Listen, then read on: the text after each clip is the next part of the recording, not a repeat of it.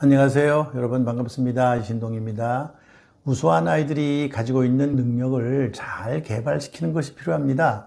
정말 우수한 아이들이 가지고 있는 영재성이 있느냐 없느냐, 우리 아이가 영재다 아니다, IQ가 굉장히 높다, 상위 1%다 2%다, 이거 좋습니다. 이것도 굉장히 중요하지만, 그러나 그 아이가 가지고 있는 능력이 정말 잘 성장하게 도와주는 일이 더 중요합니다. 영재 교육이란 바로 그런 거예요. 그 아이가 가지고 있는 능력을 잘 성장시키는 거죠.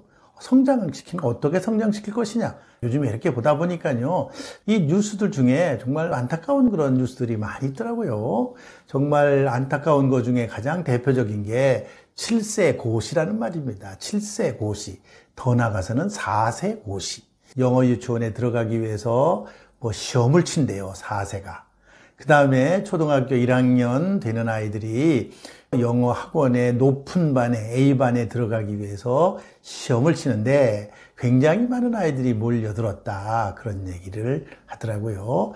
과연 그런 것들이 정말 영재성을 성장시키는 데 도움이 될 것이냐 하는 거 한 번쯤 깊이 있게 생각해 볼 필요가 있습니다.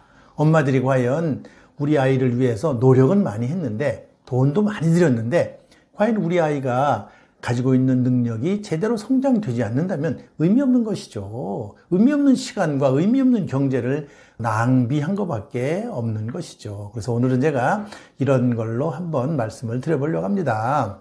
자, 7세 고시, 4세 고시, 과연 영재성 성장에 도움이 되는가 하는 그런 문제입니다. 또 잃은 것은 없는가? 그렇게 고시생처럼 키웠는데 잃은 것은 없는가 하는 겁니다. 요즘에 정말 우수하게 키우려고, 똑똑하게 키우려고, 남의 자식보다 더 잘 키우려고 애를 씁니다. 좋습니다. 아이들에게 좋은 교육을 시키는 거 좋습니다. 그러나 그 좋은 교육이 경쟁이 돼가지고 과도하게 아이를 아주 힘들게 만드는 그런 일들이 사실 있습니다. 4세 고시, 7세 고시, 많은 전문가들은 부정적으로 봅니다. 저를 비롯해서 많은 전문가들은 부정적으로 보는데, 이 부정적으로 보는 전문가들을 제치고 도대체 누구 말을 듣고 이런 과열 현상이 벌어지는지 알 수가 없어요. 또 드라마도 이런 게 있더라고요. 라이딩 인생이래요. 라이딩 인생. 거기서 할머니, 엄마, 아이, 손주를 정말 열심히 키우려고 하는 겁니다. 또 더 나가서 요즘에 이런 것도 있더라고요. 의대반, 초등의대반, 그래가지고 초등의대반 다니는 아이들이 그냥 차에서 샌드위치를 먹으면서 공부. 참, 이거 과열입니다. 과열이에요. 해외 뉴스에서도 지금 막 나오고 있습니다. 자, 과연 이런 것이 아이에게 어떤 영향을 주는지 구체적으로 우리가 다뤄볼 필요가 있는 것이고요. 이런 거는 신조어예요. 라이딩 인생이라는 거. 새로운 언어입니다. 새로운 말 단어예요. 정말 재밌는 일입니다. 그래서 제가 한번 다뤄보려고 합니다. 과연 영재성 성장에 도움이 되는가? 부모님들 확실하게 잘 들어야 됩니다. 그리고 시간이 많이 흘러가면 아이는 번복할 수가 없어요. 내가 실수했기 때문에 우리 아이 교육을 뒤집어서 다시 시작하겠습니다, 이렇게 말할 수가 없는 겁니다. 아이는 그렇게 될 수가 없어요. 시간이 흘러가면, 나이가 들어가면 그걸로 끝인 겁니다. 다시 돌아올 수가 없는 거예요. 부모님들 신중한 판단을 해 주셔야 되는 겁니다. 그래서 제가 한 3가지로 압축해서 말씀을 드리겠습니다. 첫째는요, 영재성이라고 하는 것은 지적 능력만 있는 것이 아니라 거기에 정서적인 특성이 같이 가미되어 있는 혼합체다 하는 겁니다. 영재성이라고 하는 것은 지적 능력만 있는 게 아니에요. 정서적인 역량도 거기에 같이 있는 겁니다.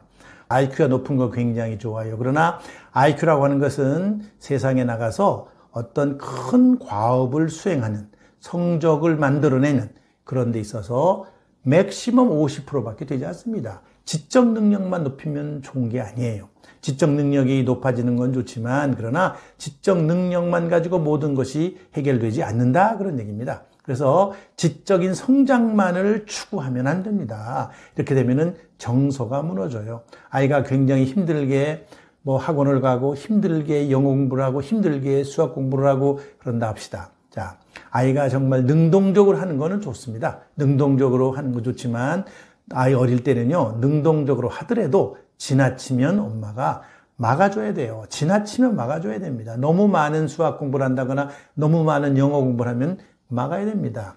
어린아이는 어린아이에게 수준에 맞는 것을 해야 돼요. 어릴수록 지적인 것보다 더 중요한 게 뭐냐? 정서적인 특성이고요. 정서적인 어떤 역량이에요. 정서적인 활동 이런 것들이 굉장히 중요합니다. 그래서 정서가 무너지면 지적인 거는 정서와 같이 무너질 수밖에 없습니다. 자, 과제 집착력이라는 게 굉장히 중요해요. 바로 정서적인 거예요. 어떤 아이가 과제 집착력이 강하다. 굉장히 좋죠. 그러나 이 과제 집착력은 지적인 것이 잘 같이 갈 때 의미가 있는 거예요. 지적인 타고 과제 집착력이 같이 가야지 지적인 것만 있고 과제 집착력이 무너졌다. 안 되는 거죠. 이렇게 되면 좋은 성과를, 좋은 성적을 낼 수가 없는 겁니다. 그래서 어릴 때 너무 지나치게 지적인 것에 집중하면 안 된다. 어린아이들은 정서적인 특성 역량이 더 중요할 수도 있다. 특히 4세. 7세도 사실 마찬가지죠. 7세도 사실은 유아잖아요. 유아. 고시 공부를 시켜서는 안 된다. 이런 얘기죠. 자, 두 번째는요. 유아기에 집중된 지적인 학습은 세상 경험을 결손하게 만드는 거예요. 세상 경험. 너무 많은 지적인 활동을 하느라고 시간을 거기다가 다 쏟게 되면은 얘가 지금 밖에 나가서 여러 가지도 봐야 돼요.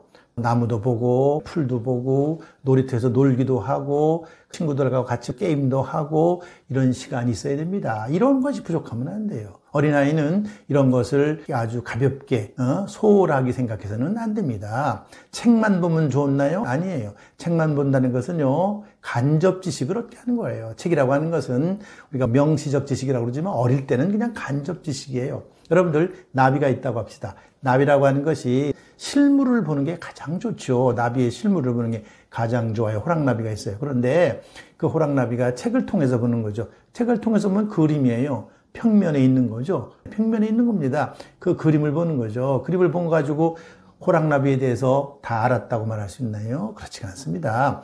나비라고 하는 것이 날아다니는 모습, 그 다음에 나비를 직접 만져보기도 하고 이런 실물을 보는 것이 가장 좋죠. 책만 우리가 생각해서는 안 된다는 거예요. 이 경험이라고 하는 건 직접적으로 경험하는 것을 추구해야 되는데 이렇게 직접 세상 경험을 하는 것이 너무 많은 집중된 지적 학습 속에서는 일어날 수가 없는 거죠. 이런 것이 문제가 됩니다. 이렇게 되면 어떻게 되느냐?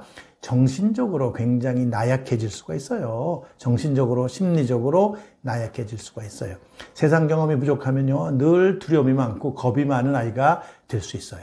그래서 이렇게 책을 통해서 너무 지적인 학습에만 집중하게 되면은 여러 가지 의지력이라든지 지구력이라든지 이런 것도 대단히 약해질 수가 있다. 이런 거를 부모님들은 유념해 주셔야 됩니다. 꼭 유념해 줄 필요가 있어요. 그 다음에 세 번째는요, 유아기의 지적인 우월이 계속 유지되기 어렵다는 겁니다.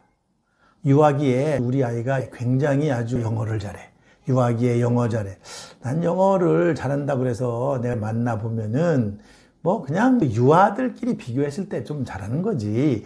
대단히 잘하는 것도 아닌데 엄마들은 유아기에 영어 좀 하는 거를 가지고 굉장히 프라이드를 갖더라고요.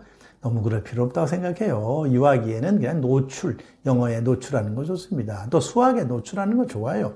수학 잘한다, 영어 잘한다, 이런 거 굉장히 엄마들 얘기 많이 하는데 특히 영어가 제일 많은 것 같아요. 유아기에는 영어 잘하는 거를 굉장히 높이 평가하는 것 같아요. 그런데 국어 잘하는 거에 대해서는 별로 엄마들은 얘기를 안 하더라고요. 한국말인데 그거는 기본적으로 잘하지 이렇게 생각하는 것 같은데 반드시 그렇지 않습니다. 자, 지적 우월성이라고 하는 것, 유아기에 나타나는 지적인 우월성이 계속 유지되느냐? 그렇지 않다는 거죠.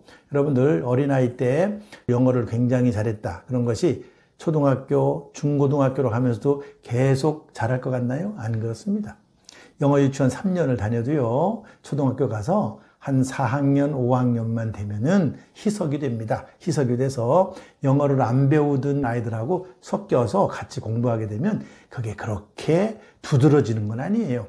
영어에 일찍 노출된 거는 좋습니다. 나쁜 건 없어요. 그러나 거기에 너무 지나치게 과도하게 학습을 시킬 필요는 없다. 그런 얘기예요. 이렇게 되면은 굉장히 심리적인 부담을 줄 수 있고요. 이런 것은 그 아이가 행복감을 느끼지 못하는, 그 성장기에 행복감을 느끼지 못하게 되는 그런 일이 많습니다. 제가 영어 유치원 다니는 아이들 상담을 여러 번 했는데요. 해보니까 어떤 영어 유치원들은 막 숙제를 주는 거예요. 숙제를 주는데 그 숙제가 무슨 숙제냐? 주로 단어를 외우는 숙제예요. 별것도 아니에요. 그리고 그 아이는 그러한 단어를 어떤 다른 책에서 별로 경험해 보지도 못한 그런 단어들을 막 외워가지고 오라고 그러는 거예요. 참 안타깝게 하더라고요. 그때 안 외워도 됩니다. 굳이 그러지 않아도 되는데 그 단어 몇 가지를 더 안다 그래서 걔가 나중에 영어를 잘하는 건 아니죠. 수학도 마찬가지예요. 어린 유아기의 수학이라는 게 뭐예요? 바로 기본적인 수학인 거잖아요. 그래서 우리가 이렇게까지 과도한 학습, 과도한 지적인 학습에 아주 너무나 몰빵을 하면은 안 된다. 그렇게 되면은 영재성이 성장하는 게 아니라 영재성의 방해, 영재성 성장에 방해를 할 수 있다. 잃는 게 너무 많은 거예요. 얻는 게 많은 것이 아니라 잃는 것도 많다는 거예요. 그래서 오늘 제가 말씀드린 7세 고시, 4세 고시, 정말 과연 영재성 성장에 도움이 될까 하는 거 다뤄봤습니다. 부모님들 잘 생각해서요, 아이들을 교육할 때 어떤 방향으로 갈 것이냐를 잘 생각해 주실 필요가 있어요. 요즘에 이렇게 보면은요, 부모님들이 정글 속에서 사는 것 같은, 길을 못 찾고 이것도 저것도 어느 것이 맞는지 선택을 잘 못하는 안타까운 현실에 있는 것 같아서 제가 오늘 말씀을 드렸습니다. 오늘은 여기까지 하겠습니다. 감사합니다.